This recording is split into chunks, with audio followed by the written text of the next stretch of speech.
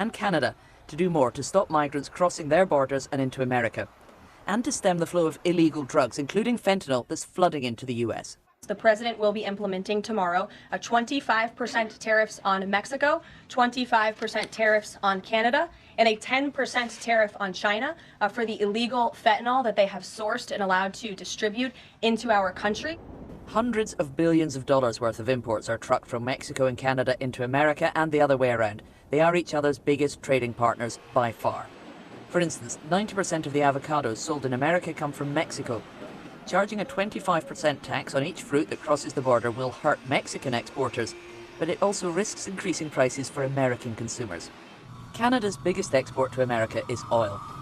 Even 10% import tariffs risk raising costs for Americans, and of course Canada will also feel the pain if America buys less of their oil.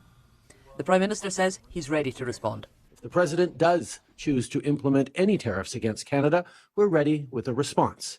A purposeful, forceful, but reasonable, immediate response. 10% tariffs will be charged on all the electronic and other goods that are shipped to America from China.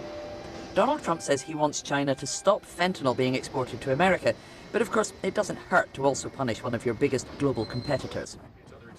Donald Trump firmly believes he is the world's best negotiator and appears confident that punishing tariffs will force other nations to do what he wants. But if that doesn't happen quickly, he is risking a trade war that could result in American voters paying the price. And let's talk to Sarah in Washington tonight. The president's only really been talking about in the last few minutes. Sarah, tell us more. Yeah, he was in the Oval Office signing the executive order that will bring in these tariffs on Canada, Mexico and China. And he was asked if he had any plans to put tariffs on goods coming in from the EU. And he said absolutely. He thinks the EU treats American products very unfairly, he said. And he referenced VAT, value-added tax, being levied at 20%, which he seems to think is akin to some kind of trade tariff that he wants to counter. So he didn't say when and he didn't say what level of tariffs, but he did say he wants to do it. Have a listen to this. And we have a tremendous deficit with the European Union, so we'll be doing something very substantial with the European Union. We're going to bring the level up to where it should be.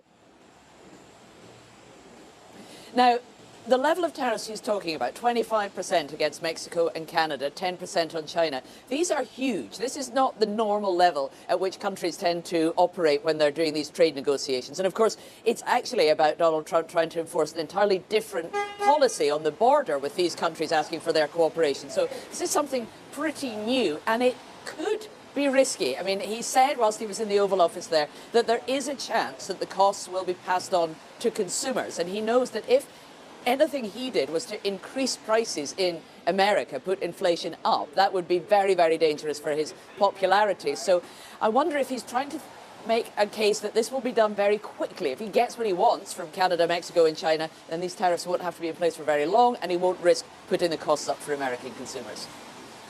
Sarah, thank you. Sarah Smith.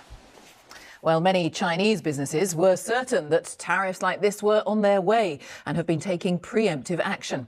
As Laura Bicker reports, many have moved their production lines offshore to places including Cambodia. This all-American cowboy boot, once crafted to conquer the Wild West, has been made here in China for decades. But production has slowed as orders dwindle. US buyers don't want to risk more of Donald Trump's tariffs on Chinese-made goods.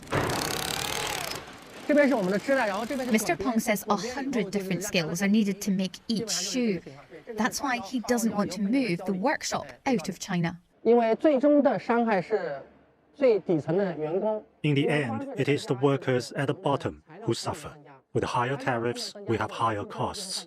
With higher costs, we have fewer orders. The workers' income will decrease.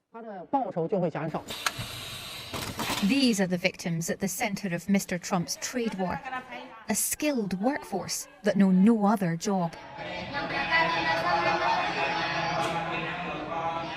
Other Chinese companies, however, are on the move. Parts of Cambodia have given itself to Beijing. Half the country's investment now flows from China. These clothes are heading to US firms like Walmart and Costco. The factory and its workers are in Cambodia, but most of the materials still come from China. Huang Zhaodong shows off his newly built factory in Phnom Penh as he gets ready for larger orders. Factories along the whole supply chain are relocating. As a result, lots of Chinese companies are investing in Cambodia and Southeast Asia. This factory is hiring hundreds more workers as profits soar. Successes like this one increase China's footprint across Southeast Asia. Chinese firms have been coming here for over a decade, but that is now accelerating. Around 90% of all garment factories in this country are now Chinese run or Chinese owned. President Trump's tariffs have not stopped China's rise. Beijing has simply gone elsewhere to do business.